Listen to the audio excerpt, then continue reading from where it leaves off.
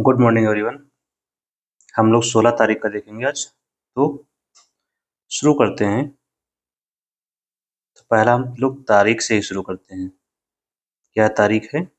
16 सितंबर या 16 सितंबर। खास क्यों है इसको हम चर्चा कर लेते हैं, क्योंकि हम इस दिन मनाते हैं विश्व ओजोन दिवस। ये अक्सर पूछा जाता है, सो याद रखें। यहाँ से कई क्वेश्चंस पूछे जाते हैं, तो अभी आ ही गया है तो पढ़ ही लेते हैं। ठीक है। विश्व ओजोन दिवस। ओजोन क्या है इसके बारे में पूछा जाता है। O3 होता है। O मतलब ऑक्सीजन। तो ऑक्सीजन का 3 परमाणु होते हैं। O का मतलब ऑक्सीजन, 3 का मतलब 3, 3 मतलब ये ऑक्सीजन के 3 परमाणुओं से मिलकर बना हुआ। कहाँ पाई जाती है? ये 2 जगहों पर पाई जाती है। एक तो निम्न वातावरण में और एक उच्च वाले में, ऊपरी वातावरण में। यहाँ निम्न और ऊपरी से तात्पर्य क्या है? ये ट्रोपोस्फियर जो बोलते हैं, क्षोभ मंडल। और यहाँ पर ऊपरी में पाई जाती है स्ट्रेटोस्फियर में, मतलब समताप मंडल।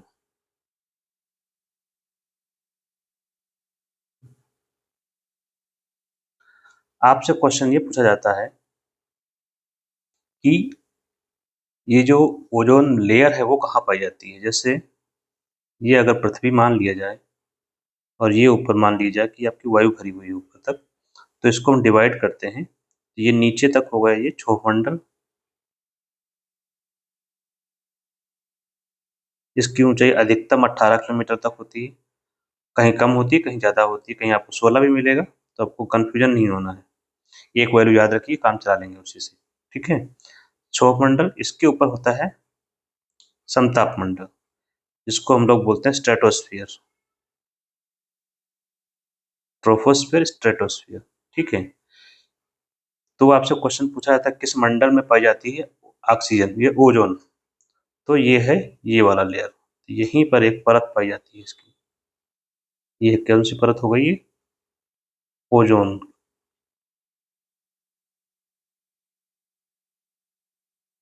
तो ओजोन की परत पाई जाती है, पूरी मोटी होती है। और इस चूंकि परत होती है तो इसको बोलते हैं ओजोन मंडल बोला जाता है। इंग्लिश में ओजोन, ओजोनोस्फियर।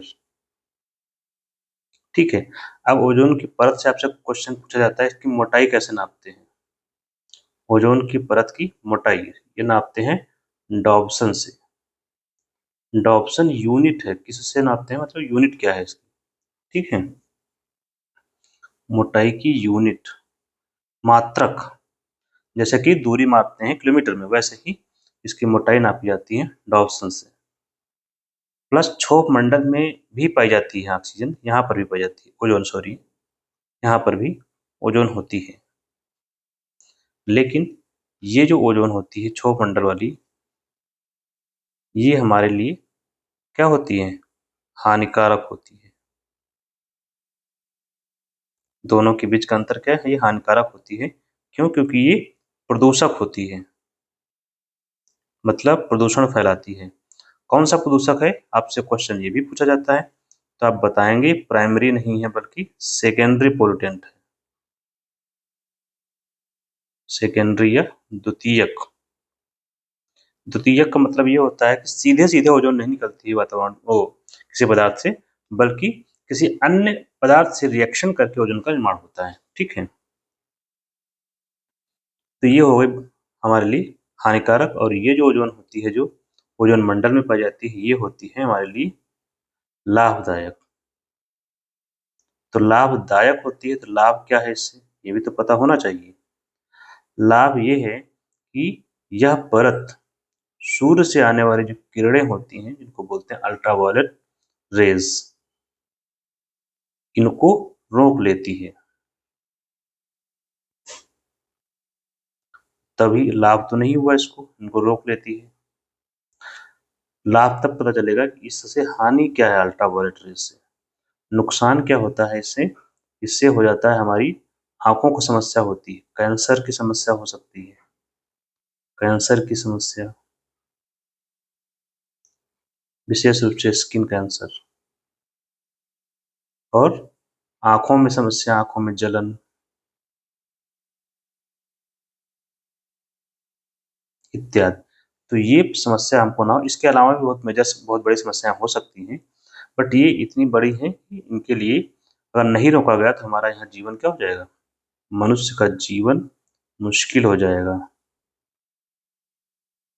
ये हो गया आपके जीवन से जुड़ा हुआ। तो इसलिए लाभदायक है क्योंकि हमारा जीवन क्या हो जाएगा, मुश्किल हो जाएगा। क्यों? क्योंकि अल्ट्रावायलेट रेज आ जाएंगी। कब? जबकि ओजोन नहीं होगा। तो इसलिए ओजोन मंडल में जो ओजोन पाई जाती है वो हमारे लिए क्या है, लाभदायक है। और वहीं यहाँ पर जो पाई जाती है क्षोभ मंडल में वो क्या है, हानिकारक है। ठीक है, ये तो हो गया इसके बारे में, ओजोन के बारे में। अभी आप कभी कभी न्यूज में सुनते हैं ओजोन छिद्र, इंग्लिश में सुनते हैं ओजोन होल। ये होता क्या है ओजोन होल? होल कुछ नहीं होता है ये, बेसिकली समझ रहे हैं, होल का कंसेप्ट क्या है। ये ओजोन की परत, जैसे मान लीजिए कि ये परत है, नॉर्मल परत, ठीक है, ये ओजोन की परत है, ये हो गए ओजोनोस्फियर, ये सामान्य है, ठीक है। लेकिन जब प्रदूषण फैला तब क्या हुआ, ये कैसी हो गई, ये ऐसी हो गई। तो देखिए यहाँ पर मोटाई क्या है, ज्यादा है, यहाँ मोटाई कम है। तो ये रीजन जो हो गया, इसी को बोला जाता है ओजोन होल। मतलब समझ गए आप लोग? तो मतलब ये निकला ओजोन छिद्र का, जो आपको लिखना है कि ओजोन की परत पतली हो जाना, ओजोन की परत का पतला हो जाना या पतली होना क्या है, उसी को ओजोन छिद्र कहते हैं। जब ओजोन की परत पतली हो जाती है तो उसे ओजोन होल कहा जाता है, और जब ओजोन होल बन जाएगा तो परत पतली हो गई, इसे समझिए। तो सीधा सा मतलब यूवी रेज क्या होंगी, अल्ट्रावायलेट किरणें पृथ्वी पर आ जाएंगी, और जब पृथ्वी पर आएंगे तो हम लोग पढ़ चुके हैं क्या समस्या होगी, वही स्किन कैंसर, आंखों में जलन, उत्पादन भी घट सकता है, ठीक है। अब पृथ्वी पर आएंगे तो ये तो अच्छा नहीं लगेगा, मतलब क्या होगा, हानिकारक। और जब कोई चीज हानिकारक होती है तो क्या करना पड़ता है, हमें इसका निदान करना पड़ता है, निदान करना पड़ेगा। निदान क्या होगा, ओजोन की परत को पतली होने से रोका जाए, पतली होने से रोका जाए, सब क्रमबद्ध है, ठीक है। पतली होने से रोका जाए, तो इसके लिए जिम्मेदार कौन है, जिम्मेदार रसायन कौन से हैं, जो जिम्मेदार रसायन होते हैं उनको बोलते हैं एक ओडीएस। क्या बोलते हैं, ओडीएस, मतलब ozone depleting substance.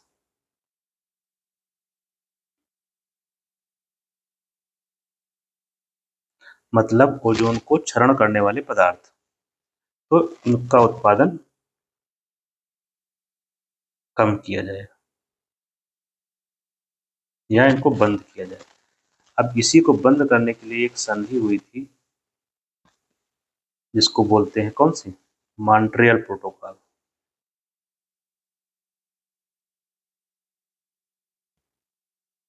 Montreal protocol कब का है, 1987। मॉन्ट्रियल क्या है, मॉन्ट्रियल है एक शहर कनाडा का, जहाँ पर बैठक हुई थी, जिसके आधार पर इसका नाम रखा गया। प्रोटोकॉल कुछ नहीं होता, सेट ऑफ गाइडलाइंस के लिए इस्तेमाल करते हैं, ठीक है, कुछ गाइडलाइंस इसमें हैं, सिद्धांत है। ये अंतर्राष्ट्रीय स्तर पर किया गया, भारत भी इसका सदस्य है, भारत सदस्य है इसका। और क्या कहा गया था कि इसमें जो ओजोन को क्षरित करने वाले पदार्थ हैं उनको क्या किया जाएगा, उत्पादन को कम किया जाएगा, जैसे हाइड्रोक्लोरोफ्लोरोकार्बन HFCs हैं, HFC, हाइड्रोफ्लोरोकार्बन, हाइड्रोक्लोरोफ्लोरोकार्बन, या हैलोजेंस जो हैं, जैसे Cl, Bri जो नहीं होता, क्लोरीन ब्रोमाइड और आयोडाइड, इनका उत्पादन कम किया जाए। तो आपसे यहाँ पर फिर ये जो संधि हुई थी, कौन सी, मॉन्ट्रियल प्रोटोकॉल,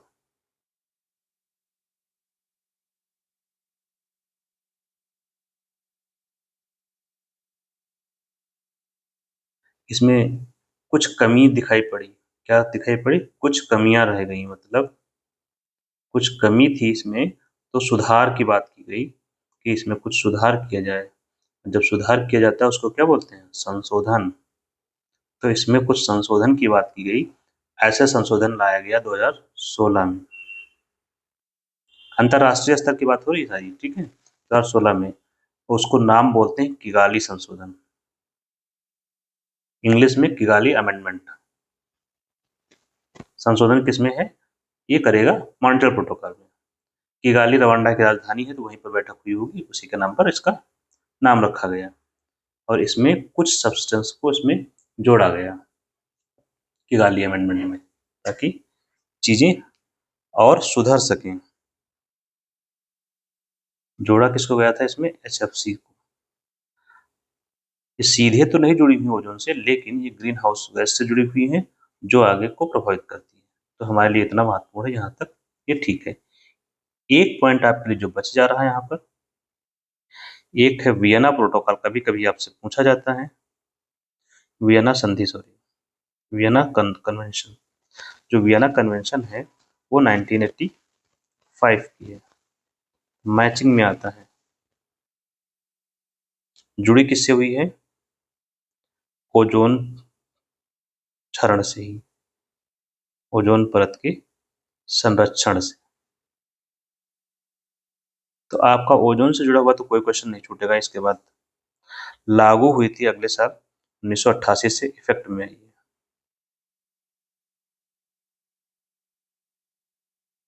दूसरा कौन सा हमने पढ़ा इससे जुड़ा हुआ? Montreal protocol. मैं इंग्लिश में लिख दे रहा हूँ, आप लोग लिख लीजिएगा, मॉन्ट्रियल प्रोटोकॉल। तो प्रोटोकॉल से घबराना नहीं है कि क्या है, कुछ नहीं है, एक जनरल शब्द है जिसमें कुछ बात आती है, कुछ फ्रेमवर्क है। तो ये कब हुआ था? 1987 में। और जब ये लागू किया गया था 16 सितंबर को ही साइन हुआ था, इसीलिए 16 सितंबर को मनाते हैं ओजोन दिवस, इसकी हम आज चर्चा कर रहे हैं, ठीक है। और लागू हुआ था 2 साल बाद। भारत दोनों का ही मेंबर है। फिर इसमें अमेंडमेंट हुआ, कौन सा नाम है इसका? किगाली संशोधन। जो आप याद रखेंगे, तीनों ही चीजें मैचिंग के लिए आती हैं। ये है 2016 का। तो ये हमारा टॉपिक कंप्लीट हुआ। अब हम आगे बढ़ते हैं अपना फर्स्ट टॉपिक की ओर। करंट अफेयर का नेक्स्ट पहला टॉपिक है व्यापार घाटा में कमी।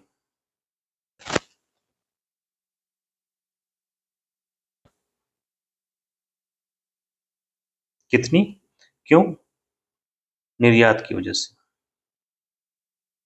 निर्यात वृद्धि के कारण। कितना बताया है इन्होंने? 54%।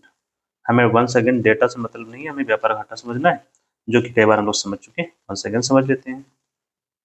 व्यापार घाटा आप लोग जानते हैं क्या होता है? कोई भी चीज है, घाटा तो आप समझते ही हैं। घाटा का मतलब क्या होता है? कहीं पर घाटे का मतलब है गया ज्यादा आया कम, ऐसे तो बोलते हैं हम लोग जनरली।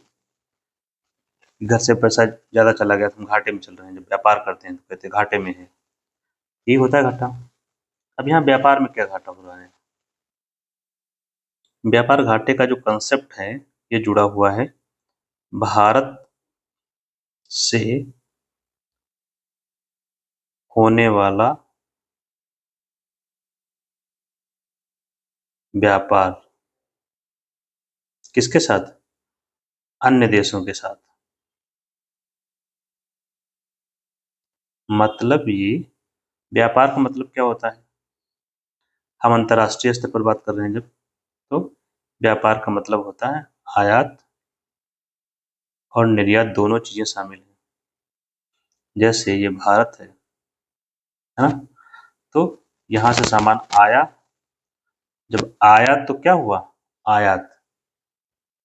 आयात का मतलब आया, निर्यात मतलब गया। क्या, सामान्य सेवाएं। देखो अर्थव्यवस्था में दो ही चीजें हैं, अब तक आप लोग समझ चुके होंगे, वस्तुएं और सेवाएं, इन्हीं का व्यापार होता है।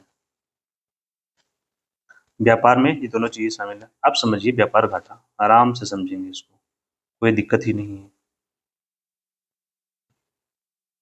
तो व्यापार घाटा अगर करना है तो हम कैसे देखेंगे, हम जो सामान भेज रहे हैं उसके हिसाब से देखेंगे, ठीक है। निर्यात माइनस आयात। एक चीज यहाँ ध्यान रखेंगे, आपको हो सकता है अभी थोड़ा सा डाउट लग रहा हो, जब सामान आएगा यहाँ पर, आयात में क्या होगा, सामान आएगा, जब सामान आएगा तो पैसा क्या होगा, पैसा उसका देना पड़ेगा, तो पैसा बाहर जाएगा। और निर्यात में जब करोगे तो पैसा क्या होगा, पैसा आएगा।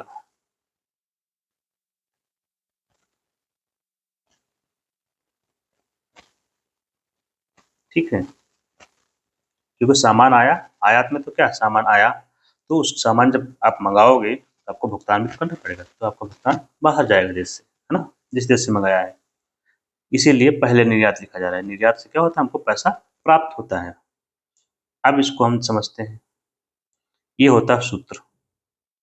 अब इसकी जो व्यापार घाटे की जो स्थितियां बनती हैं, दो तीन स्थितियां बनेंगी इसकी। व्यापार घाटा से बेहतर शब्द है संतुलन, तब घाटा उसका एक पार्ट बन जाएगा।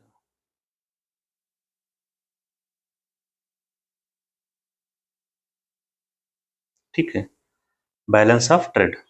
तो बैलेंस ऑफ ट्रेड की जो पहली स्थिति बनेगी वो क्या होगी, एक स्थिति होगी निर्यात ज्यादा है आयात से, तो व्यापार अधिशेष कैसा होगा, यह आएगा धनात्मक। और जब धनात्मक होता है मतलब पैसा हमारे पास बच गया, मान लीजिए हमने 2000 का निर्यात किया, माइनस लगाएंगे, और 1000 रुपए का आयात किया, तो कितना बच गया, 1000 रुपए बच गया।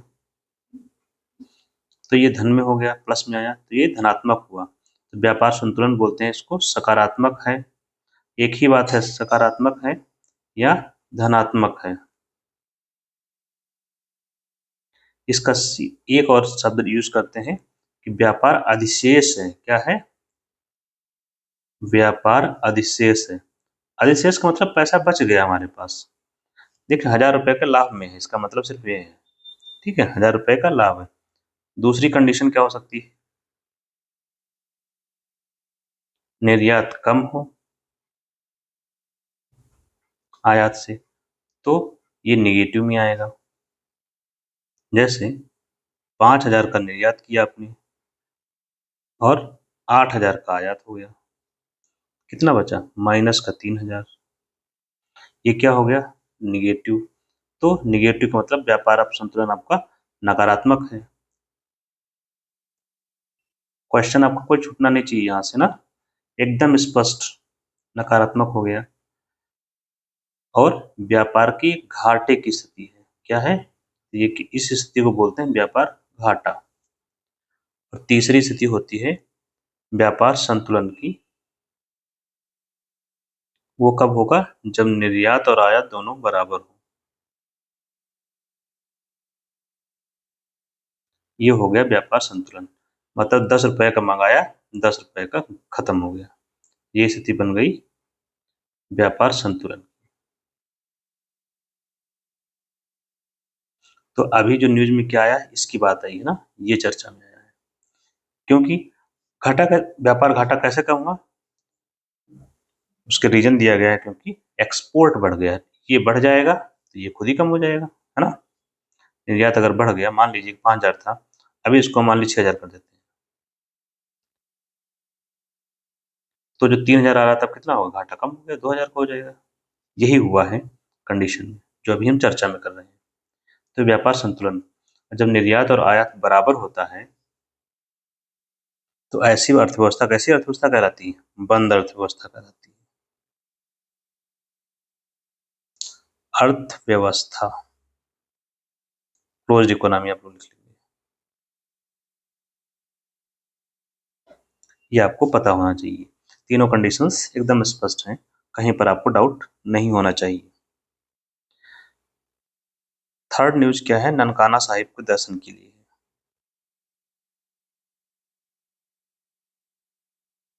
ननकाना साहिब दर्शन, ये क्या है? ननकाना साहिब आपको याद आया होगा थोड़ा सा, ये कहाँ है? ये एक स्थान है। कहाँ पर है? पड़ोसी देश पाकिस्तान में। पाकिस्तान में जो पंजाब राज्य है, प्रांत है, वहां पर। और इस प्रांत में क्या हुआ? यहाँ पर गुरु नानक जी का जन्म हुआ था। गुरु नानक जी का जन्म। और जब इनका जन्म स्थान है तो ये क्या हो जाता है? बहुत ही पवित्र स्थल है। गुरु नानक साहब को आप जानते होंगे, इन्होंने क्या किया था? सिख धर्म की स्थापना की थी।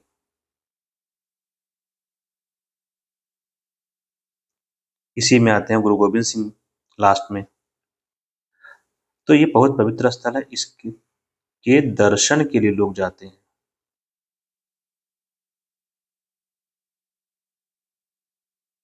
ते हैं कौन? सिख लोग।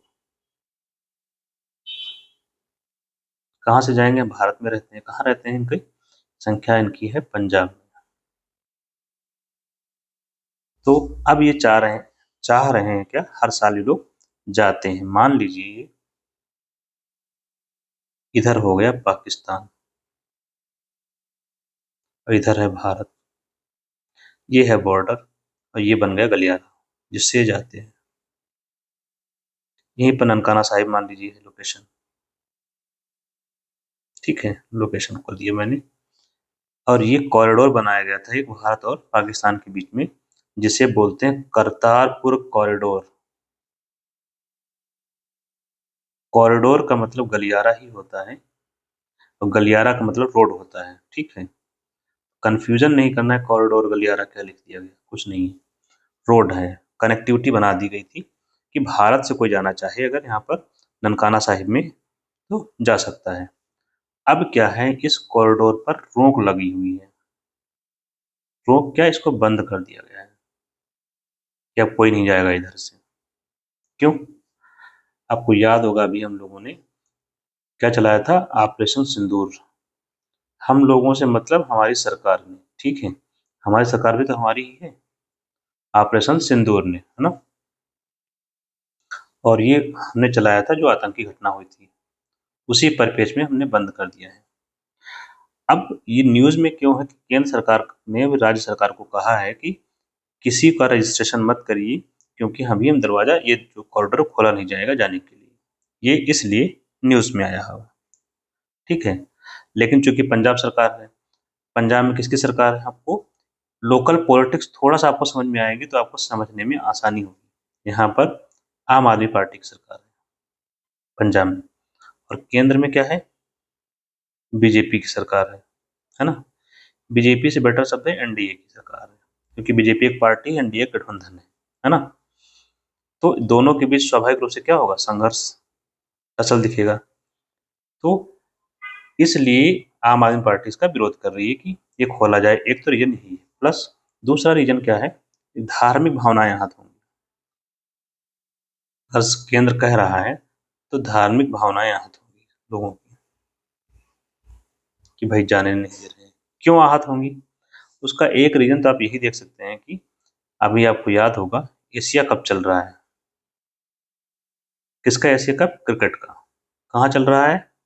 दुबई में। होना तो अपने ही यहाँ था, लेकिन उन्होंने मना कर दिया, पड़ोसी देश ने, पाकिस्तान ने। और यहाँ पर दोनों टीमें अभी आमने सामने थी। कहाँ की? भारत और पाकिस्तान की।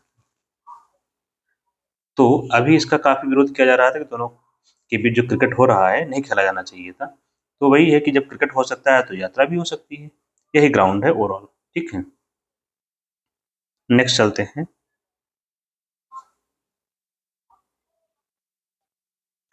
अब हम थोड़ा स्पोर्ट्स की चर्चा कल किए थे हम लोग।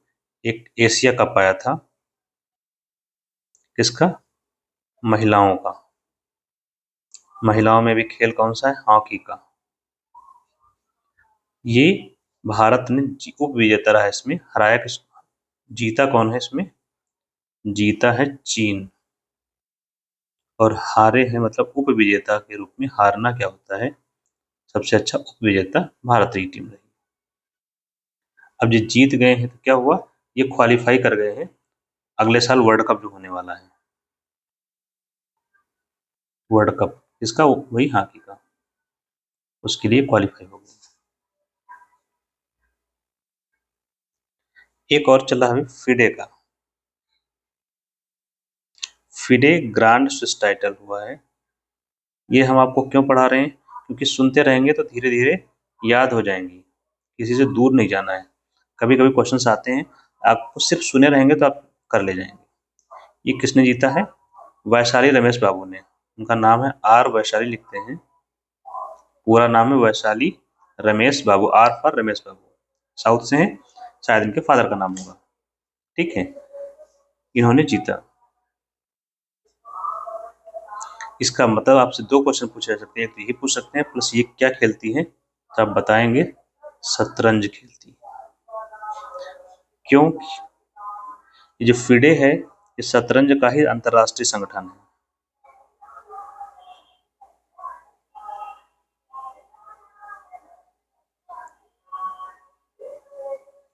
अंतरराष्ट्रीय संगठन है, इसी के द्वारा ये आयोजन करवाया गया। कभी कभी तो यही पूछ लिया जाता है छोटे छोटे एग्जाम्स में। ठीक है, नेक्स्ट है, भारत ने लाइसेंस प्राप्त किया। भारत ने लाइसेंस प्राप्त किया है।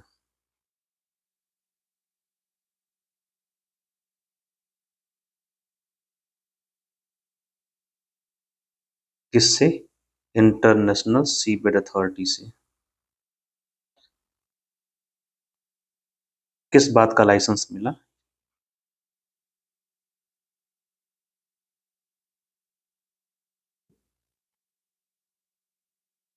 लाइसेंस मिनरल एक्सप्लोरेशन का, खनिज अन्वेषण का लाइसेंस प्राप्त किया है।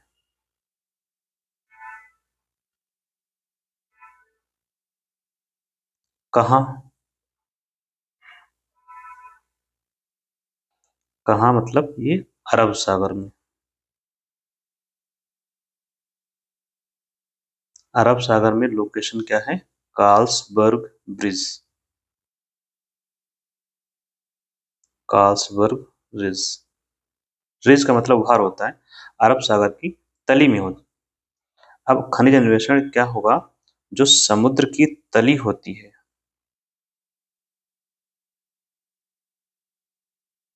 समुद्र की तली, ये क्या होती है?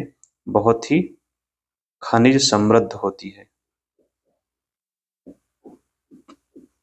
खनिज समृद्ध, कौन कौन से खनिज पाए जाते हैं? एक शब्द यूज करते हैं, polymetallic nodules. Polymetallic nodules, nodules का मतलब गांठ होता है सिर्फ। ठीक है, जैसे यहाँ पर आपको कॉपर मिल जाएगा, कोबाल्ट है, मैग्नीज है। तो ये महत्वपूर्ण खनिज हैं किसी भी देश के विकास के लिए। तो इनको एक्सप्लोर कर सकते हैं, वहां से क्या कर सकते हैं? अन्वेषण करके प्राप्त कर सकते हैं। तो इसी का लाइसेंस भारत को मिला है। कौन से क्षेत्र में? कार्ल्सबर्ग रिज, जो भारत, जो कहाँ स्थित है? इंडियन ओशन या अरब सागर में, उस क्षेत्र में कर सकते हैं। किससे लाइसेंस मिला है? There is someone ISA। ठीक है, ये क्या बोला है? ये है इंटरनेशनल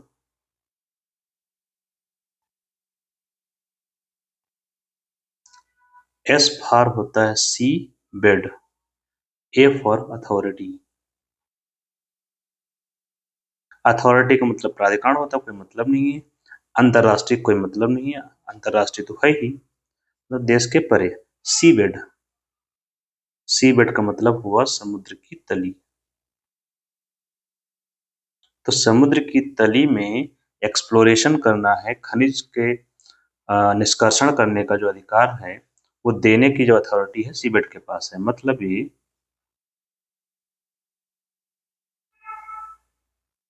समुद्री तली में या समुद्र की तली में खनिज निष्कर्षण करने के लिए लाइसेंस देता है विश्व के देशों को।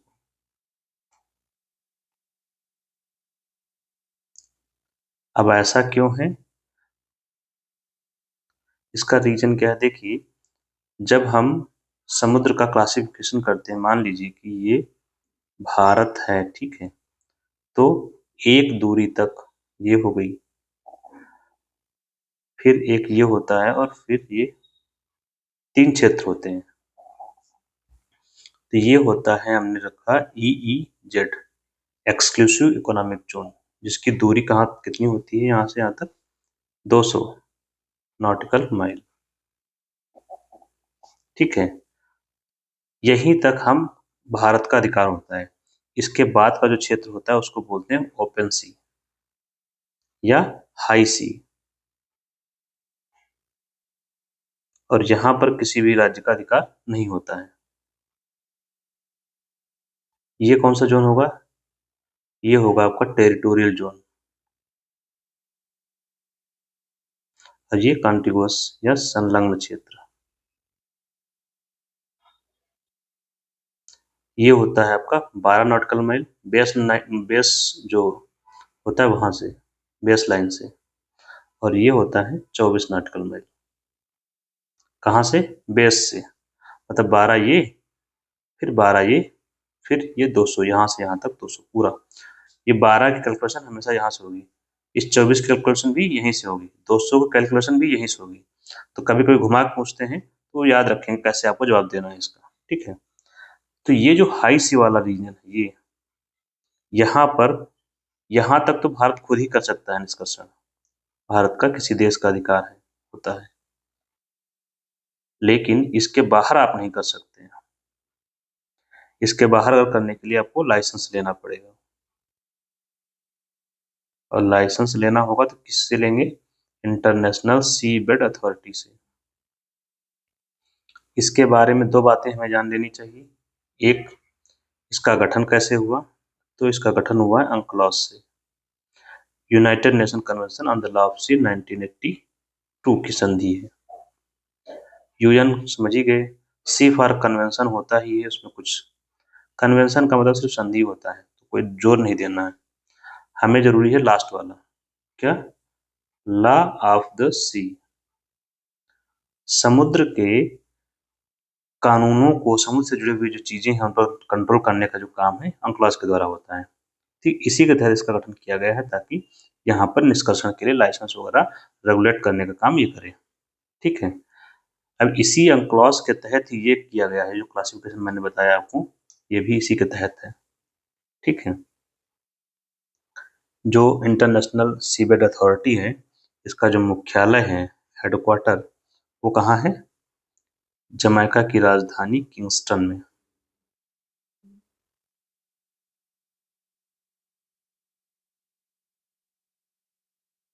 और इस्टेब्लिश कब हुआ था? 1994 में। तो ये हो गया इसके बारे में जानकारी, जो भारत को कुछ लाइसेंस मिले हैं। 2 न्यूज और बची हुई हैं जिनको हम लोग कवर कर लेते हैं आगे। शायद न्यूज की संख्या 6 है, आप लोग देख लेंगे। एक एंटीसिपेटरी बेल को लेकर के आया है, एंटीसिपेटरी बेल। इस पर सुप्रीम कोर्ट ने कुछ नियम दिए हैं, कुछ जजमेंट्स में कहा है। बेल का मतलब पहले समझिए, फिर एंटीसिपेटरी का मतलब समझेंगे हम लोग। बेल क्या है? जैसे किसी व्यक्ति ने, इन्होंने किया क्राइम, क्राइम जघन्य अपराध, कॉग्निजिबल ऑफेंस, ठीक है। मान लीजिए कि मर्डर का क्राइम है या मारपीट की है किसी से, जो भी हुआ, तो इनको क्या पुलिस अरेस्ट करके जेल भेज दिया गया। पुलिस नहीं भेजेगी, कोर्ट भेजेगी, जेल भेज दिया गया। अब जेल चले गए, तब इनको बाहर आने के लिए बेल लेनी होगी। बेल एप्लीकेशन डालेंगे कोर्ट में, उससे इनको बेल मिलेगी। ये तो होगा एक तरीका। दूसरा होता है कि इन्होंने अपराध किया, XYZ ने अपराध किया और पुलिस अरेस्ट कर नहीं पा रही है, या पुलिस द्वारा अरेस्ट की संभावना है, पुलिस अरेस्ट की संभावना है, तो संभावना है कि अरेस्ट करेगी ही करेगी, तब ये एक बेल एप्लीकेशन डालेंगे, जिसको बोलते हैं एंटीसिपेटरी बेल। वह बेल जो इसलिए मांगी जा रही है कि हमको संभावित रूप से गिरफ्तार कर सकते हैं, ऐसी बेल होती है एंटीसिपेटरी बेल। ये तो रेगुलर बेल हो गई, ठीक। इसी पर चर्चा हुई है, तो यहाँ पर जो हमारे लिए चर्चा का विषय है, एक एक्ट आया है, schedule caste and tribe prevention of atrocity, prevention of atrocity act. आपसे कभी कभी ये मैचिंग कहा जाता है, तो एक्ट याद रखेंगे। क्यों लाया गया था? अनुसूचित जाति और जनजाति के अधिकारों की रक्षा करने के लिए।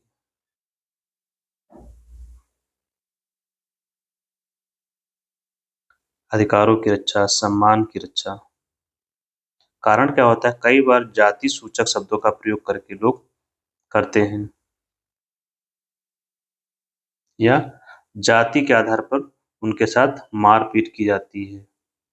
ये सब कारण होते हैं जिससे ये रक्षा करने का काम करता है प्रिवेंशन ऑफ एट्रोसिटी एक्ट। मतलब इनके खिलाफ, इसका मतलब क्या हुआ, एट्रोसिटी का अत्याचार। प्रिवेंशन का मतलब होता है निवारण। मतलब SC/ST समुदाय के खिलाफ होने वाले किसी अत्याचार को रोकने के लिए लाया गया कानून 1989। इस कानून में ये व्यवस्था की गई कि बेल नहीं दी जाएगी। कौन सी बेल? विशेष रूप से एंटीसिपेटरी बेल। इसी पर सुप्रीम कोर्ट का कुछ गाइडलाइंस आई हैं, जो हमारे लिए उतनी हेल्पफुल नहीं है करंटली, कम से कम। तो यहाँ पर एंटीसिपेटरी बेल ना देने की बात की गई है। क्यों? ताकि जो विक्टिम है, विक्टिम का मतलब जो जिसका शोषण हुआ, जिसके साथ अपराध हुआ है, उसको, विक्टिम को बचाया जा सके।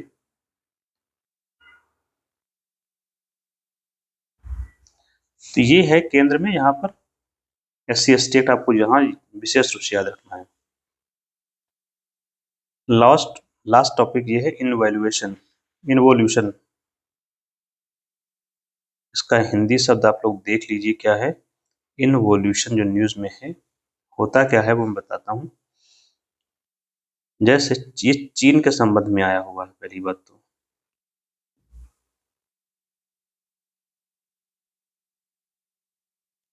और अर्थव्यवस्था से जुड़ा हुआ है।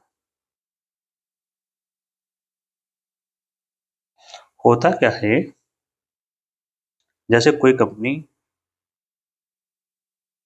जब सामान बनाती है,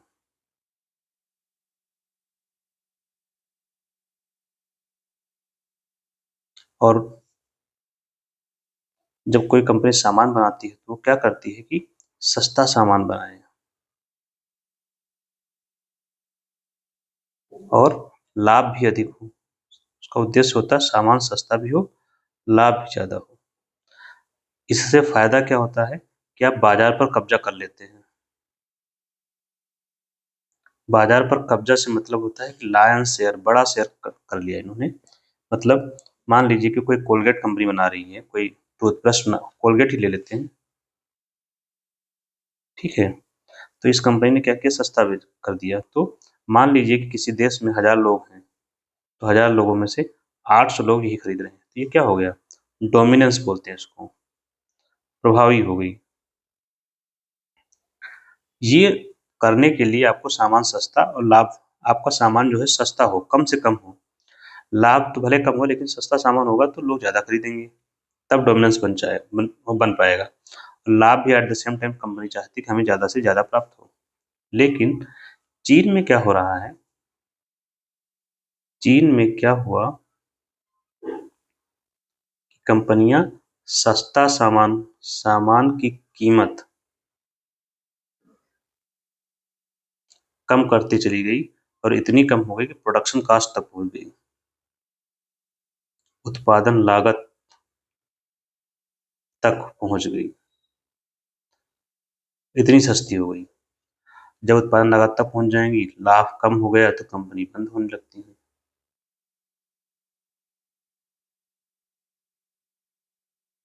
कौन सी कंपनी बंद होगी, जो कमजोर होगी।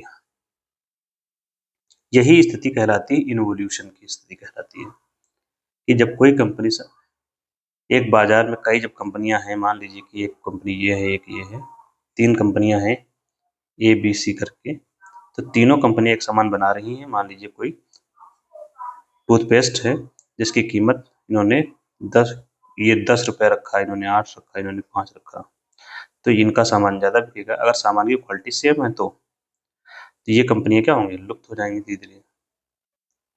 तो ये जो प्राइस वार है, इसको क्या बोलते हैं, 10-5 जो कर रहे हैं लोग, प्राइस वार शुरू हो जाता है कंपनियों में। और जब प्राइस वार शुरू हो जाता है तो कंपनियां कंपनियों का लाभ घटेगा।